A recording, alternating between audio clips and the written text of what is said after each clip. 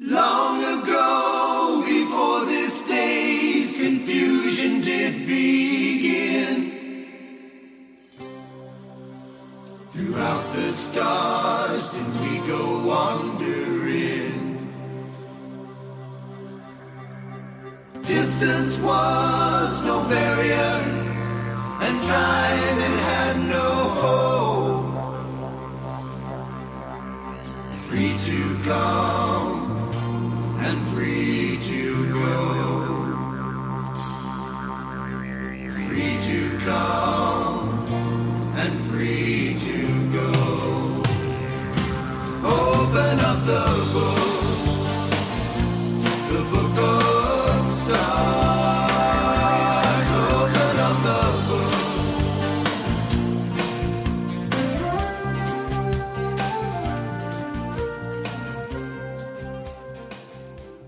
Hey everyone, welcome. I'm Marina Ormes, and I'm the founder of Astrology Heals at astrologyheals.com, and I've been doing a series called Countdown to 2022, and I've been reviewing for you some of the astrological insight into how we can understand better what's going to happen and why we are at this moment that we are in history, and the things that we're going through with the pandemic, with climate crisis, with social justice issues, with all kinds of things, worries about democracy. And so as I was looking at our astrology for 2022, one of the things that really jumped out to me was an eclipse that is going to be happening on our midterm election day. It's actually earlier in the day, on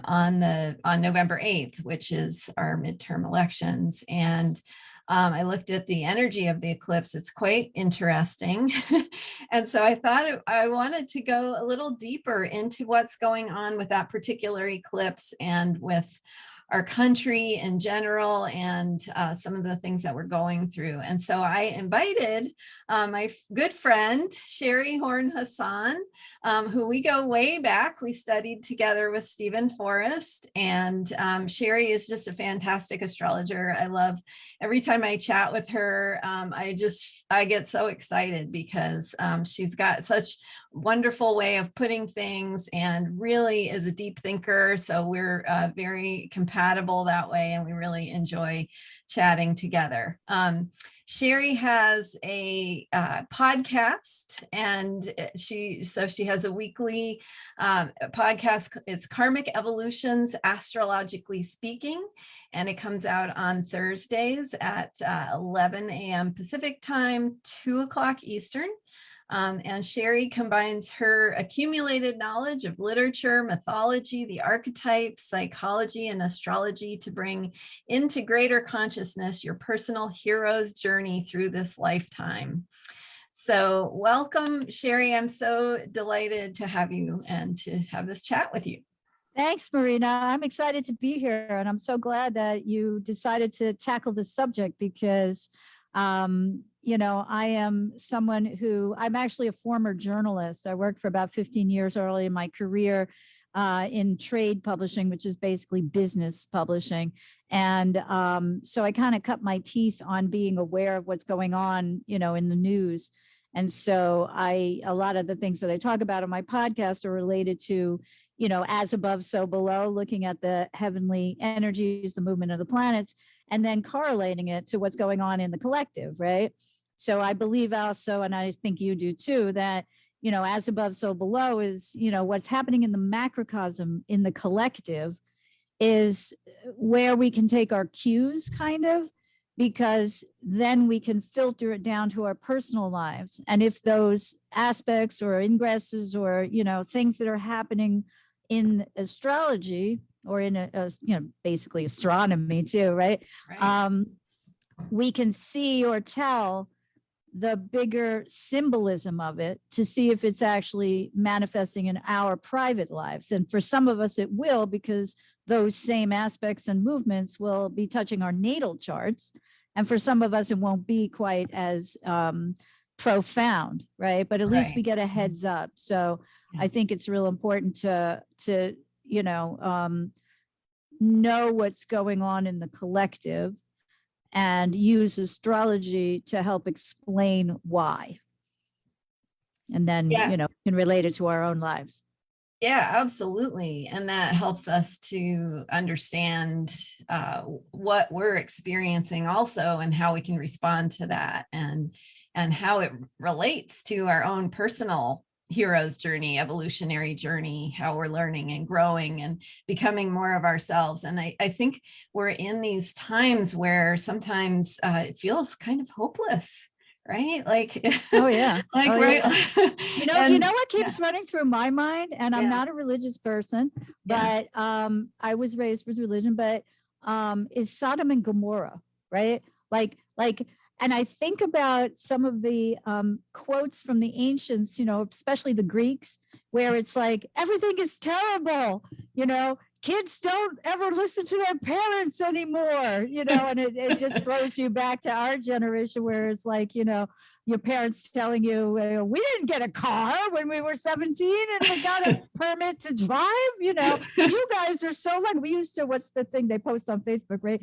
Your parents walking to school uphill both ways in the snow, right. Over broken glass. Exactly. Exactly. So, I guess it's generational, but it is easy to feel that this is a somewhat, I guess I would translate hopeless into transformational. Yeah, absolutely. And I think that's one of the things I love about astrology, is it gives us that perspective that everything is a cycle. We actually expect things to break down and fall apart at certain times in that cycle. There are multiple cycles going on at any given time. And some of that has to do right now in this bigger picture of, the years and decades that we're in, that really has to do with breakdown. And, but with breakdown, as we both know, it always comes rebirth. And so what does that look like? What could that look like? What are we becoming? Yeah. And one of the things we say is break down to break through. Right. And I have a little saying, although I don't think it's original, but, in order to get from point A to point B, to get from one side to the other, you have to go through it. Attempts to go around it are not going to work, at least on a spiritual level, Yeah. Yes, absolutely. Yeah. And that's how we work with the planets, right? With Pluto and Uranus, the breakthrough, the transformation, Neptune, and the bigger spiritual picture.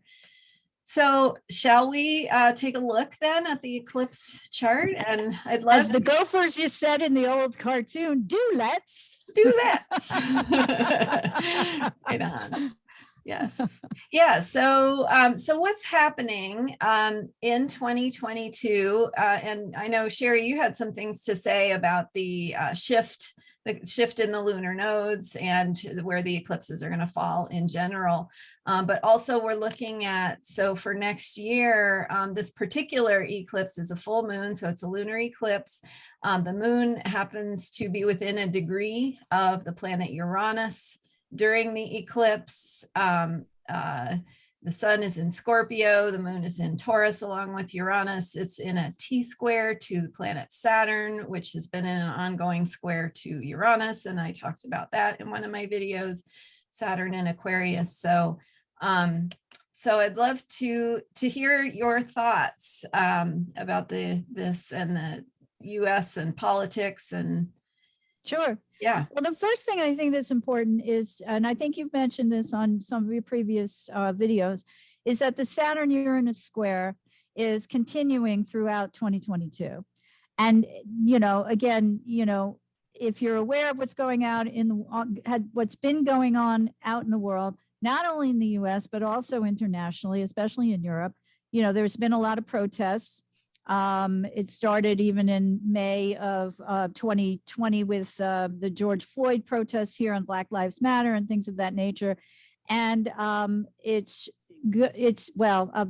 I'm going to say that I think it's going to shift to two things in this country, which is voting rights and the abortion issue. So, you know, my aim is not to discuss my personal views, but just to look at what's happening, right? So as the Saturn Uranus square completed actually today, Yeah. well, we're pre-recording, but at the end of December, let's just say. So it doesn't mean it's over. And they will come back to within a degree of each other, as you mentioned, definitely by the election and the Scorpio new moon solar eclipse on November 8th. So the thing to keep in mind here is that social progressives versus those who want to stick with the status quo, and whether on a personal level, we want to stick with our old beliefs, right? As we move out of the south node of the moon, and the nodes of the moon, without going into a technical explanation, I will just say that I call them the transiting karmic nodal axis, right? Yeah. So the south node always tells us the portal through which we entered into this lifetime if we're looking at your individual natal chart. But when it's moving in the sky, it's showing us the energies of the collective. Right? So it's what Carl Jung would call the collective unconscious. So we're moving out of a 1.5 year period where the South Node was in Sagittarius, which means that the collective may unconsciously be exhibiting the things that they believe in. But as you and I know from our mentor, Stephen Forrest, it's oftentimes things that they're beliefs that no longer serve us. Right. But we may be righteous about them.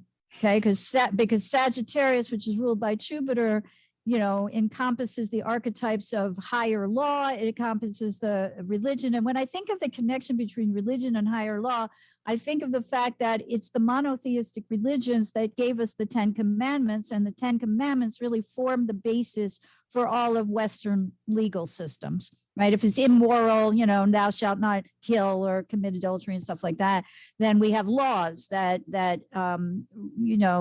repeat that, because the collective had come to a point at a certain point in time, thousands of years ago, where it rose into consciousness, right? But at the other side of it is righteousness. Mm-hmm. And Jupiter and Sagittarius have a connotation with what the Greeks called hubris, which is arrogance or excessive arrogance. So we know that in the world around us, just to take the pandemic, for example, the pro-vaccinine and the anti-vaxxers, you know, I'm not even going to go into all the details, because again, you only need to flip on the news or pick up a newspaper anytime during this past year to see that, right? And what we've been called to do is to open up to new perspectives, which is the Gemini North Node. And the North Node is what we're working towards should we decide we would like to choose to manifest our highest destiny in this world. Again, on a personal level in the natal chart, and on a collective level in the transit charts. So, but the problem with Gemini energy too, as the North Node, is that it's perspective, right? And it's details. And we've had squares by Neptune, to Neptune, and some other things, and nodes have squared Neptunes over the past year or two. And so there's a lot of confusion, a lot of information that's disinformation, misinformation, and that's caused huge confusion. So as we move, and it will happen between the end of December and the middle, I think it's around January 18th, the nodes are going to shift. It depends on whether you use the mean node or true node. Let's not go there. That's too detailed. So it doesn't matter, because we're going to feel the energies at least starting by the beginning or into February of 2022. And when we move to a Scorpio South Node, what we know is that we're looking at a new archetype. And the Scorpio archetype is ruled by Pluto. Pluto is the sign of transformation and what I call evolution, right? And it tells us that in order to survive, we must adapt. And if we adapt to changing circumstances, because particularly the planet Uranus tells us that change is the only constant. That's as far as I understand, I'm not a scientist and whatever, but that's a physics principle, right? Things have to change. If they don't change, they harden, they fossilize, and then they become obsolete. So if we don't change, we won't see any forward progress that allows us to adapt to the changing circumstances around us and then to evolve. And if we evolve, then the logical assumption is we will thrive. So we can fossilize or we can adapt, evolve, and thrive, right? So, but Pluto Scorpio carries a very dark connotation. It's known as our shadow side, especially in Jungian psychological astrology. So the collective is going to move into a period over the next 18 months, starting at the beginning of 2022, where we are going to be called to say, let's go deep about our shadows, right? Mm-hmm. What is it that we don't want anyone else to know? Because the shadow side is basically the part of the unconscious that keeps repressed or hidden the things that society considers to be taboo. And Pluto has a particular connotation with the underworld, which again in mythology represents our unconscious. So what's buried in our unconscious that we are afraid to bring out into the light? Because if we bring it out, because we're afraid and we don't know that if we do bring it out into the light, revealing to others the things about which we're most ashamed, the things that we don't want anyone else to know, right? Yeah. But in doing so, because Pluto Scorpio is an alchemical archetype, with the evolutionary transformational process I was talking about is, and that goes back to our point that it is particularly relevant that you have to go through it to come out on the other side, right? We have to face our shadow.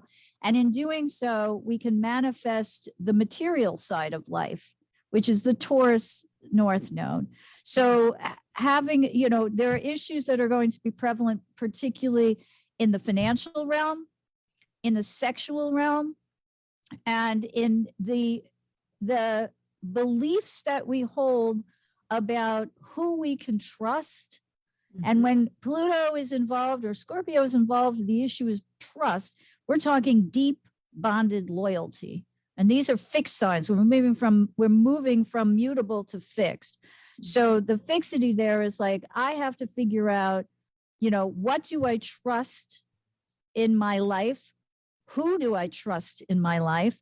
And how can I use that trust to form loving, harmonious bonds with others, and particularly also to the earth, because Taurus is Venus's Taurus is Mother Earth.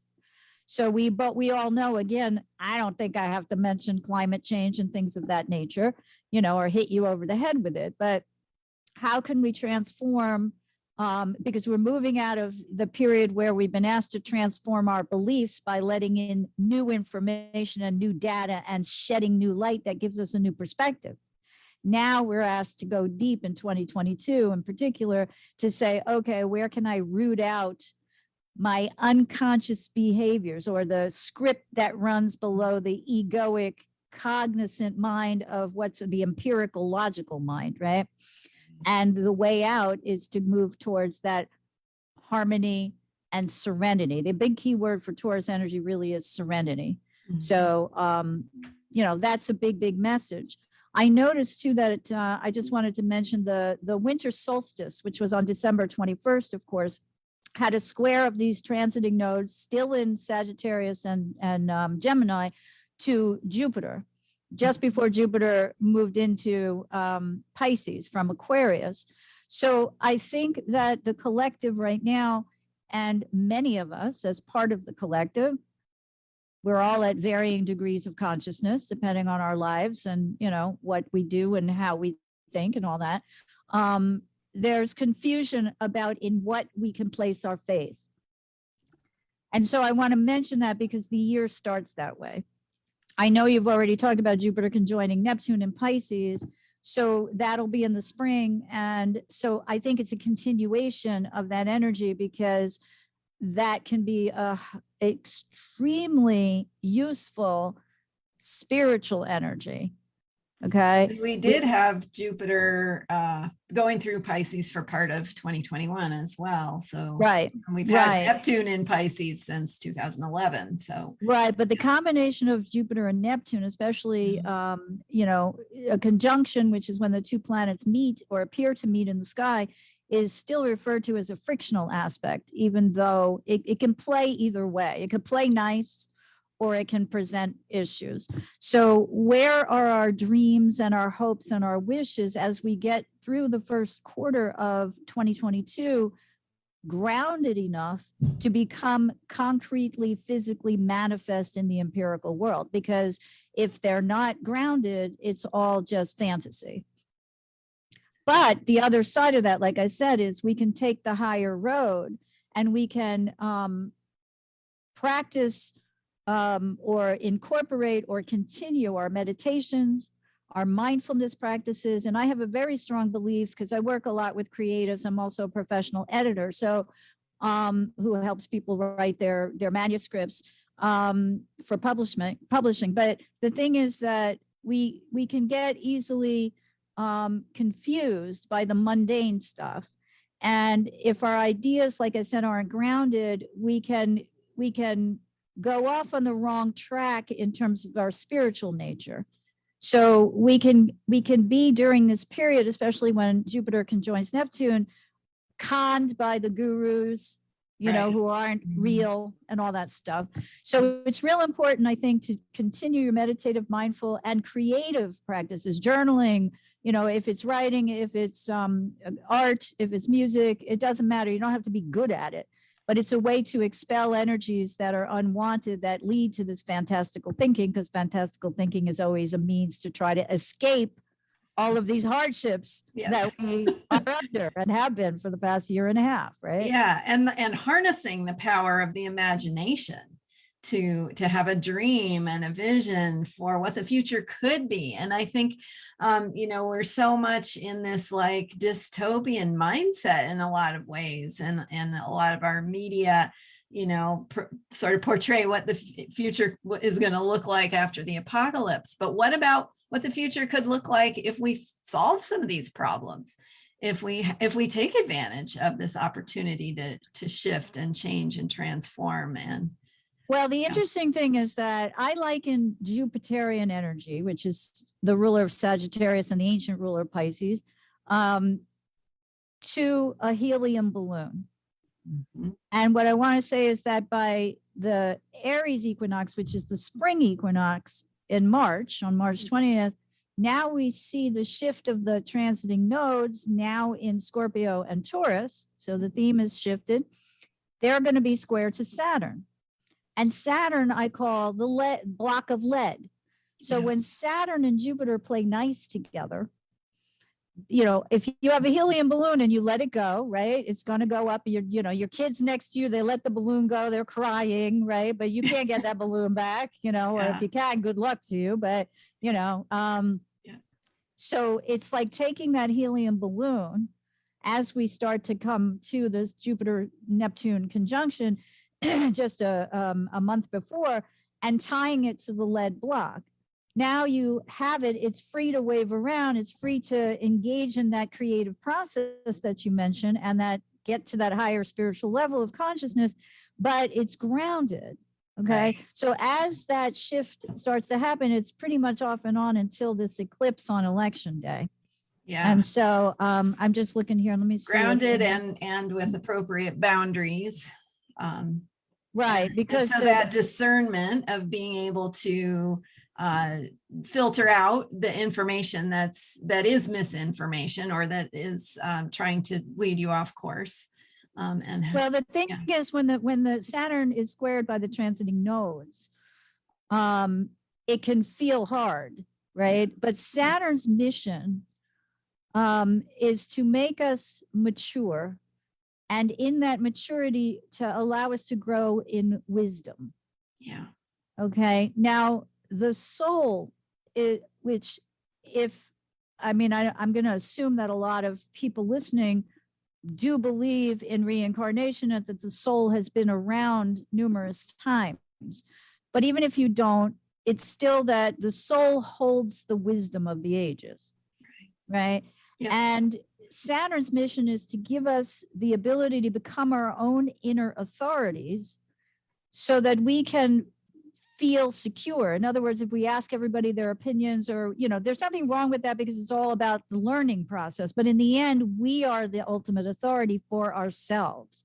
So when we give that authority away, we can run into issues that come up against allowing us to become more spiritually understanding of what our true soul desires. So what we want is not often what we need. And Saturn doesn't care what you want. Jupiter's like, I want this and I want that, and I'd like to move, and I want to have 18 kids, and I'm going to marry a prince and all that stuff. And or win the lottery, right, and become a millionaire. But Saturn's like, that's not what you need, dude. Yeah, right. So Right. So when he squares the nodes, he's going to be more about saying, look, I might have to put some obstacles in your way. And because on the election day in 2022 with the eclipse, Saturn will again be within a degree of squaring Uranus. So if you think of it, that's a square. A square is tension, because it's like, and that tension is inner. But when we're looking at the collective, it's manifested in the collective. So the continuation of everything you talked about already with the social, as I said before, the social progressives trying to fight against those who are like, I don't want to do away with the filibuster. Congress hasn't used inherent contempt for 200 years. Why should we do it now? So anyone who follows that will know what I'm talking about. But regardless, there are the ones who hang back and the ones who want to make the changes. But the other thing that I find really interesting about that square is that if we look at it mythologically, which is to say archetypally, right? Saturn was Uranus's son. And without going into the whole long story, Uranus was, trying to keep down Saturn or his other children, because Uranus has a connotation with it is rebelliousness and stuff like that, but not always. It can also be just like pure Uranus Aquarius energy is going along with the group. But when there's frictional aspect, like in this case where Saturn's squaring it, it's about rebellion, right? So Saturn mythologically fought his father and won. And to me, that means that if we're looking at the Saturn-Uranus square, and it is a third quarter square, right? I know that you talked about the cycle, and they're together, then they have an opening square, then they have an opposition, and then they have a closing square. So it's called the crisis in consciousness. And it's a cycle, just like everything else in astrology. So Saturn is saying, okay, well, what I'm saying is mythologically, Saturn wins. So it's kind of like, to me, the way I interpret that is that the structure will hold, because Saturn is about building a foundation. It's on an esoteric level, it's the foundation within, so that you can become your own best authority or your own best parent, right? Saturn's about authority figures. So we want to get to that point in our lives where we trust ourselves enough to know that we can securely make our own decisions, what to take responsibility for, what to say, no, that's not my responsibility, you take care of it. And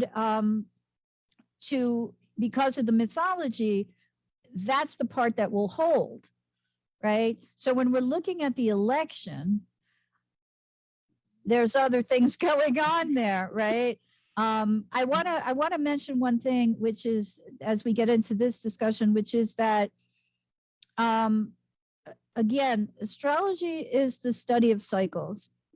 And what happens is we can look back at the cycles in our lives. We can look back in the cycles in history. And what we will recognize, and somebody said this, and I don't know who to attribute it to, though, but history doesn't always repeat itself, but it often rhymes. So if we look back, for example, with a good astrologer, to cycles in our personal charts, we can see what some astrologers, I'm thinking of Michael Luton, who specifically talks about this issue. It's the issue of recurrence. So when the energy duplicates itself in the sky that matches what's in our natal chart, we have a recurrence of that energy. So here, what I'm getting at is that we have a chart of the United States, which Marina and I both agree we use this something called the Sibley chart, which is a July 4th chart from 1776 at 5:10 p.m. in Philadelphia. And that chart is the birth of the nation. And so if we're looking at what's going to happen at this eclipse on election day, which is November 8th of 2022, we're looking at the Pluto return, which you know, Pluto moves so slowly that an exact hit really isn't that important. You know, it's been going on for the past year. It'll go on for another couple of years. So it's going to hit the same natal degree that this chart has for the birth of the United States. And what did we have in 1776? We had revolution. Right? So if we had revolution then, it's 248 years later. We've got some of the same themes because of the Saturn square to Uranus that were prevalent then. We have states then, we had colonies then who combined together to fight off tyranny of the British, who settled, and they weren't the only ones, but they were the ones the monarchy wanted. No taxation without representation, the Boston Tea Party, all that stuff, right? So we're having a recurrence of that energy. And that's very interesting, number one. And number two, the second recurrence is that Neptune, which takes 165 years to go around the chart, is opposing the natal the natal Neptune. So we're having a Neptune opposition by transit. And that happened last, leading up to the Civil War. Okay, so what happened at the Civil War? In the Revolutionary War, the colonies rebelled against the monarchy. And in the Civil War, the states rebelled against the federal government, and the states split in half, and we had the southern states seceding from the Union. So I'm saying that given everything that any of us who've been paying attention to the news over the last year and a half, on top of the pandemic, which of course has caused or given reason to restrictions, but the other restrictions that have occurred under the same energy is the limiting of voting rights, which I mentioned early on, the limiting of women's right to make choices about their own bodies, et cetera, et cetera. And there's more, but you know, those are the major ones. So what we are going to be seeing is that we are having two recurrences at roughly the same time, and both of them resulted in war. So I'm not saying or predicting we're going to have a war, but I am saying that it's pretty obvious that the states are not interested in going along with a higher authority in the guise of the federal government. Now, we all have our personal beliefs about that, and that's just fine, but that's what the general energy is. So at this election, all of that is swirling around in the collective energy. Yes. We already had an insurrection. You know, do we have it again? Are we going to be able to thwart it? It really comes down, I think, to all of us deciding for ourselves where we place and in whom we place our faith.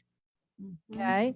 And again, Jupiter is the arbiter of that, because Jupiter says, look, you don't need science to prove something. You don't need science to prove your philosophical or religious beliefs. Okay. Right. And again, as I pointed out, our philosophical beliefs actually, I view the religion, indoctrinated religion, falls under, it's a narrower version of our greater philosophies about life. So if we rise above that, we don't get stuck in that righteousness and all that kind of stuff. Yeah. But with what was I going to say? With Saturn, it's, so one is about, you know, what do I really believe, even though I can't concretely prove it? I just know in my heart, in my gut, in my bones that this is what I believe in, right? And then Saturn is, you know, well, if I am secure in my beliefs, then I have a greater sense of inner security. And that helps me make my decisions on a daily, weekly, monthly, annual basis. So those two are very important, I think, because as I said, the year starts out with the node squaring Jupiter, and then later on, Saturn takes its place for a good portion of the year. And it's very, I think it's very comforting to know that we can work towards distinguishing between what we were told, taught, or forced to believe as a child, in early life, and or in past life karma, that we still think we have to adhere to because we were told, taught, or forced to believe these things by our authority figures, our parents, our clerics, our teachers, our judges, whoever you want to place in that position, right? So we want to disabuse ourselves of the notion that other people have more authority than we do for ourselves. And that's a tough road to take. And that's why I think Saturn being squared by the transiting karmic, nodes is going to bring us some hardships, because Saturn is always related to work. Saturn and work, of course, helps us provide money in this society, which then in turn allows us to secure the foundations of our life.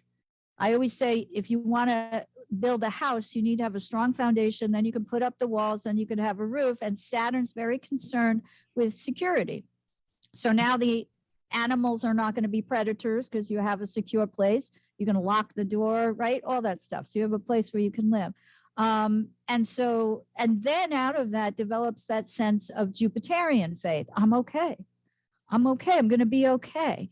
So I would say to you, although I wasn't thinking this beforehand, it's coming to me now that, because Saturn represents work and material possessions, it also is going to factor into what we have and our finances. So securing our finances right now will be very important, because that is something that we know will make us feel secure. It doesn't matter where the finances come from. I don't care, whether you're earning it or you're on Social Security, or you're young and just starting out and being urged to open a Roth IRA, or, to invest in your 401k plan through your company.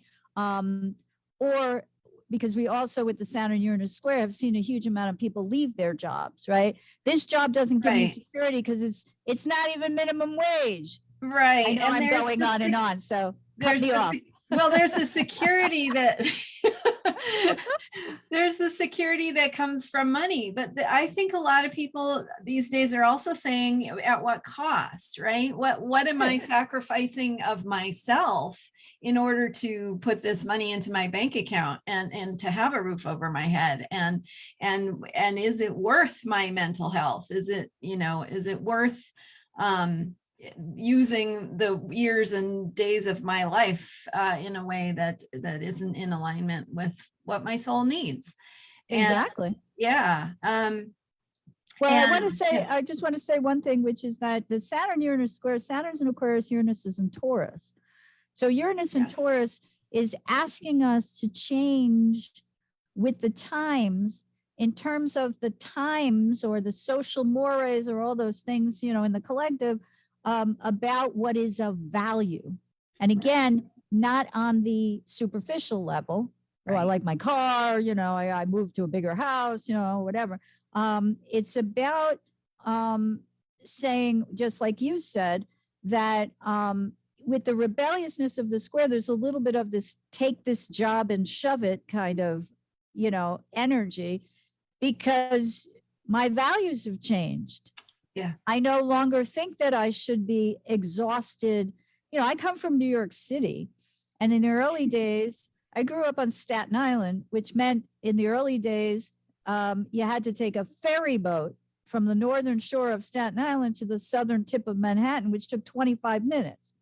So anywhere you were going to go in Manhattan after that, you just had to add a half an hour to it. Mm-hmm. If it took you 45 minutes from the train, or 30 minutes, or a 15-minute walk, you're still talking about a long time, and that's twice daily, right? Yeah. So what's happened with the Uranus and Taurus ingress since 2018, and especially coming to fruition during the pandemic, is that people's values, as Saturn starts to square or has, started to square Uranus, it's like my values about work are completely different. And so obviously we've seen this manifest in how many people were forced, right? Whether they wanted it, and many, many people did, and some others didn't, to work at home. Yeah. And now we're in the period where it's like, I ain't never going back. Yeah, right. And therein right. lies the rebelliousness that we're talking about, because I think sometimes when we use these words, it's hard to connect to them. Yes. Yeah. But it is, I think, take this job and shove it is probably the best way to put our finger on that particular energy. You know? Well, yeah. And then I know for my kids who are in their early 20s and their friends, it's a great hardship for them to not be able to be with other people, with their peers. And, right. And so for them, for me, it's like, oh, everybody's on Zoom. Great. That's the way I do it anyway. It just makes it easier for me. But for them, it's like they have to do their college classes over Zoom, and that's it's very hard for them to find motivation. And anyway, I wanted, but so there's that Aquarian aspect also. I just want to say one other thing too, real quick, which is that along with that, I find it interesting because my son is 26. Mm-hmm. And so he's on the millennial Gen Z or whatever cusp, but these kids now, a lot of them, because there's been so much more entrepreneurship since their birth, right? And they go through college or whatever, higher degrees, is that like when I talk to my people my age, I'm like, oh yeah, my son's girlfriend works for a design company, and she just decided to take a month off. And they're like, well, what are you talking about? And when I tell them that she gets paid for the month off because that was part of the agreement for a startup company, that they can't believe it. Like when they say how many, because when I first started working, it was like, oh, how many weeks vacation do you get? And everybody got 1 or 2. If you got 2, you were like super lucky, right? Yeah. But now it's like people our age can't believe that people they can take a month vacation and nobody's going to bat an eye. I mean, there may be some minor adjustments they have to make and all that. So that's a very easy way to see the change in values over the long term to get us to this Uranus and Taurus, because Taurus also has a financial connotation like Saturn, but it's like Taurus rules the second house, of resources. So, and values. So what are their values have changed, and the rest of us are like, huh? Like, whoa, like when did that happen? Right. Yes, definitely. Well, I wanted to come back to and then we probably should head toward wrapping it up, but looking at first of all, in the eclipse chart for the November 8th eclipse, there's Mars. I got that here. Mars is retrograde Mars is in a square to Neptune and Jupiter, which are pretty close to a conjunction at that point. So, so the potential for eruptions of the unexpected or violence, and also just touching on something that you mentioned, and the Civil War and the Neptune opposition in our country's history, and just how much we're having a reckoning with this foundation of racism and the foundation of slavery.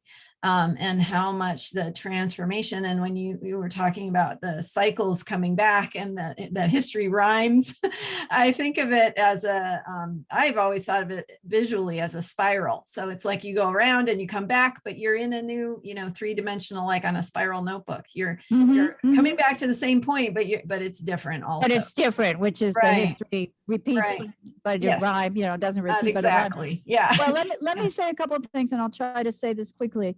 Number one, in the Sibley chart, which we mentioned, which is the birth chart of the United States that we agree on, there is a Mars-Neptune square. Mm-hmm. Okay. Now, Mars is the planet of the personal will, and it represents instinct. Yeah. Okay. So Yeah. Mars always wants us to move instinctively, and that lends itself to intuitively. I always use the example of a Native American in the forest, you know, the boy who goes out for an initiation, 14 or whatever, and has his bow and arrow, and he has to know which way the wind is blowing. He has to listen. If he hears a twig crackle, he needs to know if it's a large animal or a small animal. He really needs to use his wits, and then he needs to act fast, because if it's a wild boar coming at him, he needs to get that bow and arrow out. If it's a rabbit, he goes, okay, good, right? So that's Mars' purpose, right? Yeah. So it's action, but it also has a connotation with anger. It's like motivation, ambition, and assertion, because those are normal things to have. If we're overly assertive, if we're overly aggressive, if we're overly sexual, if we're overly angry, right, or go into a rage, then we've crossed the line on the continuum. So, but Mars in frictional aspect to Neptune, because Neptune is unconscious, right? And it is very porous because it allows in the energies of the collective. For those of us who don't know that we absorb energies, or we're empaths, right? We can take in energy unwittingly, but then not know where it came from, and it can make us tired, you know, or we can make us, I find the two energies related there are grief and rage. So if we're unexpectedly angry, or unexpectedly depressed or grieving, you know, these are indications that we're letting in too much of the collective's energy, and we need to start to do our meditation or our mindfulness or whatever and get back to these rituals. However, the Mars square Neptune in psychological astrology creates a huge propensity for because Neptune is always about escapism on its negative side, and Mars and also like Jupiter, I said, because Jupiter used to rule Pisces, right? It's fantasy, and so Mars square Neptune is an indication, again, on a psychological level, that the fantasy is better, okay, than the reality. Okay, I'm going to mention, because you're going to places like racism, I'm going to mention things like pornography, because Mars is connected to male sexuality. Yeah. So I think we may see, I think in the birth chart of the United States, we checked out, right? And that relates to manifest destiny. And manifest destiny is a concept that there's this whole continent yet to be conquered, and we're going to be kings of our own land. Screw the monarchy. We're not paying them taxes. We're going to develop this land. It's all mine, okay? My inner authority, right? I'm working towards that. And this is a recurrence of that energy. So there may be some, if not checking out, which I think is a little too harsh way to put it, it's going to be like, what am I dreaming about that could happen? And where can I recognize that dream is actually, you know, you wake up from a great dream, right? Not every dream is a nightmare. And you're like, oh, I wish I could make that dream real, you know? Yeah. So, you know, there's a waking up point with that. So we will see a recurrent, because the United States is blind to, when you talk about racism, we go back to indigenous genocide of the indigenous peoples, the Native Americans, right? When they talk about critical race theory, I laugh, because I go, where are we talking about the Native Americans? You know, not to diminish the horrible things that we've done to people of color, but we annihilated a race. Yeah. Right. Yeah. And that was not an easy period. That was a very bloody period. The colonization of this country is horrific when you actually read historians' accounts of it. So, you know, not second to that, but equivalent to that is slavery, and all of the horrors that are related to that.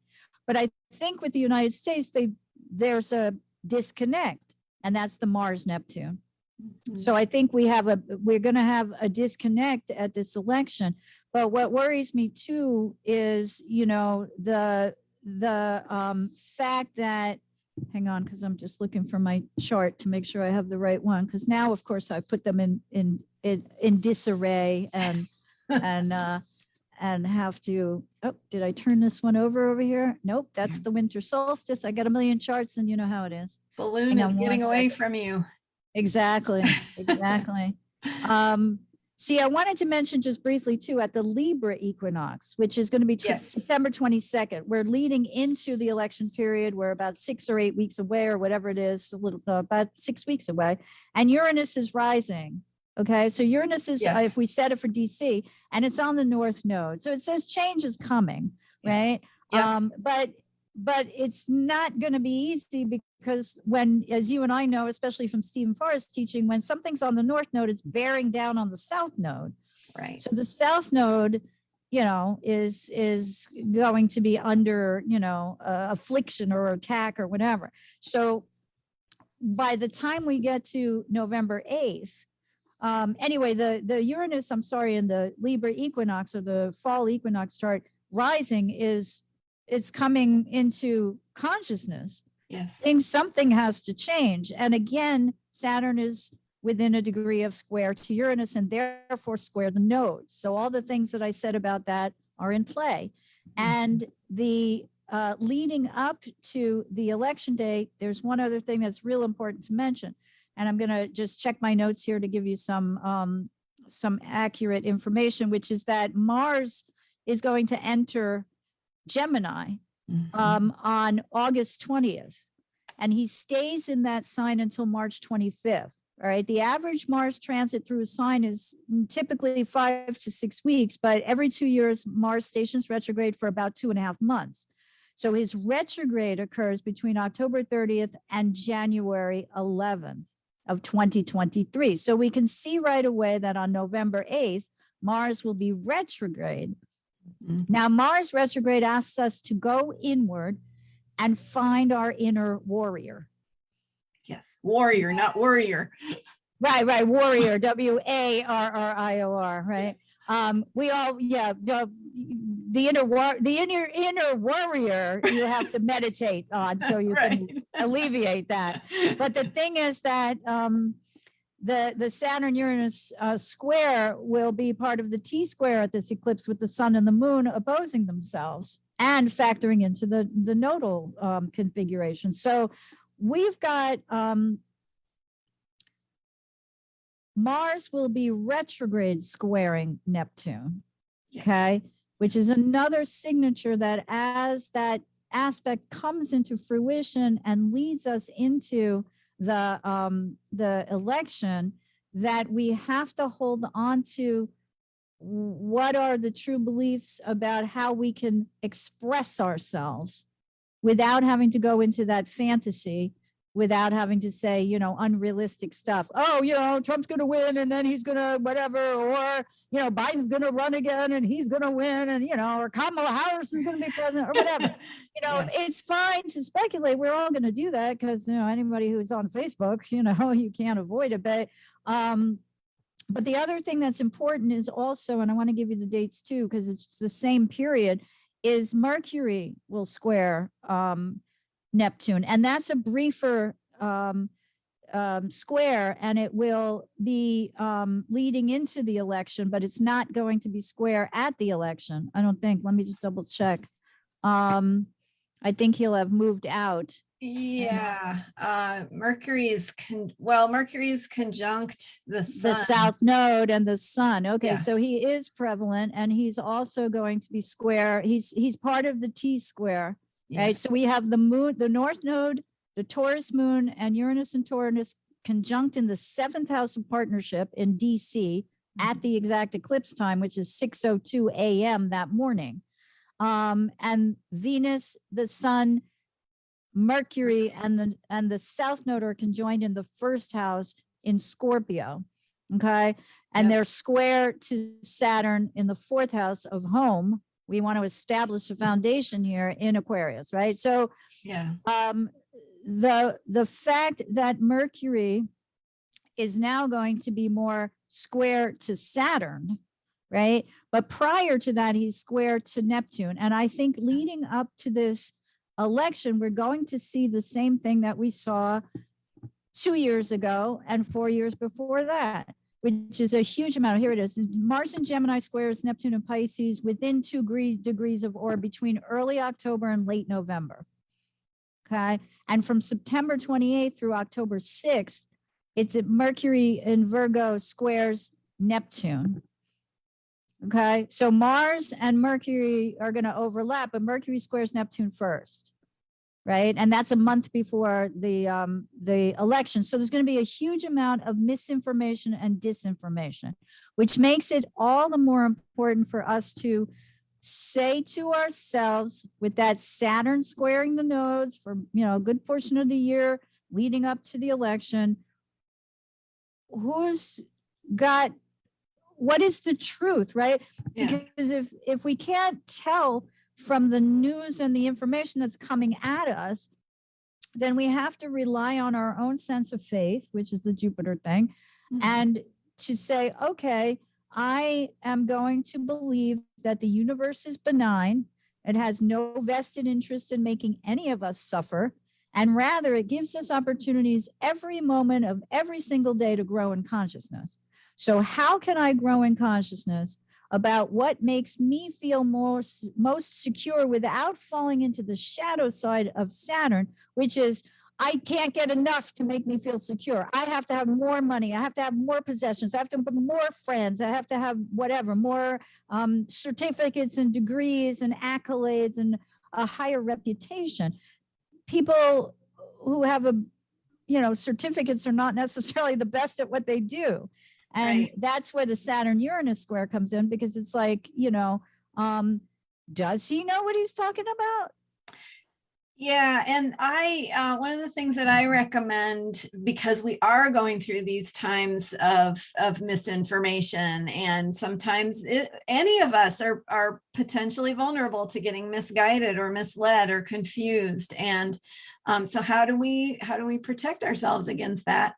If we can, and I think that the more we can stay stable and grounded in close to our own center, the more we are able to discern. And so it's when you get lost from yourself that you start to become more vulnerable to being easily deluded or persuaded. Exactly. So sometimes that's all we have. We don't necessarily know. And even, somebody's saying science says this and somebody else is saying, well, yeah, but science says something different. So even, it's not like you could just rely on science. It's not like you can just rely on this authority figure. Having that ability to filter and to say, okay, wait, who's saying that and how much do I trust them? And coming back to, what you're saying about trust, and you have to trust yourself before you can trust. Well, I want to say one thing, and I know we're almost out of time, but I think it's really important because you just made me flash on it. So the transit, the ingress of the nodes going to Scorpio South Node and Taurus North Node, and the issue of scorpionic betrayal and propaganda, because Scorpio's Pluto Scorpio at the worst wants to control, and it will manipulate to get what it wants. So during this election, as there's disinformation and misinformation, which is just a continuation of the energies that we've been under for a while anyway, for different, whether they're transitory and then they pass away and then they come back or whatever, is that what I've noticed, particularly since the pandemic started, with the what you mentioned, argument between science and whatever, is that the Scorpio represents also wealth, right? And other people's money. So how much we've been deceived or lied to or manipulated, and deceit is Neptune's domain and manipulation is Scorpio's, as all these energies converge together. One of the reasons that people don't believe the science is because they don't believe the pharmaceutical industry. Right. Because in this country, having gone through the opioid epidemic, nobody believes their doctor anymore. Not nobody, but a lot of people have been jaded and hurt, and and the same thing with COVID now. So we have the opportunity to dig deeply into what is, just like you said, but for slightly different, with a slightly different orientation, what is the truth based on our own sense of hope and faith, and combined with while Mars is retrograde, going deep about finding our inner warrior, because the inner warrior there is going to allow us to move instinctively. And therefore we won't be second guessing and asking this one and asking that one. We'll just know, so we need to transform any distrust of the past few years or decades or whatever. This goes for politics too. How has the nation's military deceived us? How have the bankers deceived us? We just went through 2008 and 9 and the housing crisis and the markets and the billionaires making all the money and the rest of us having, to settle for no raise or whatever.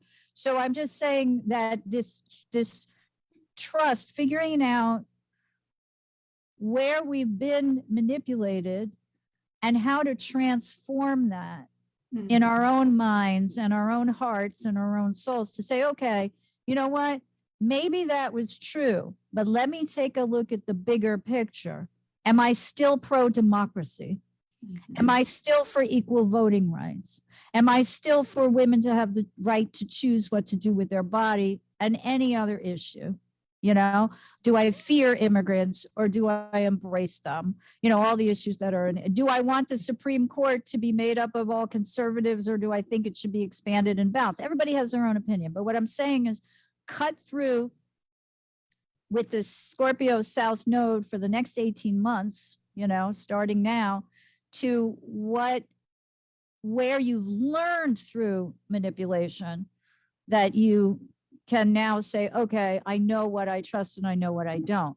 And that will help cut through the disinformation, because, disinformation lacks perspective. It lacks detail. It lacks, I noticed that Mercury is going to square Neptune from Virgo. Virgo is very detail oriented, but Neptune will obfuscate the details and make them sound like something they're not. Yeah. So that the final analysis is skewed from what it actually is factually.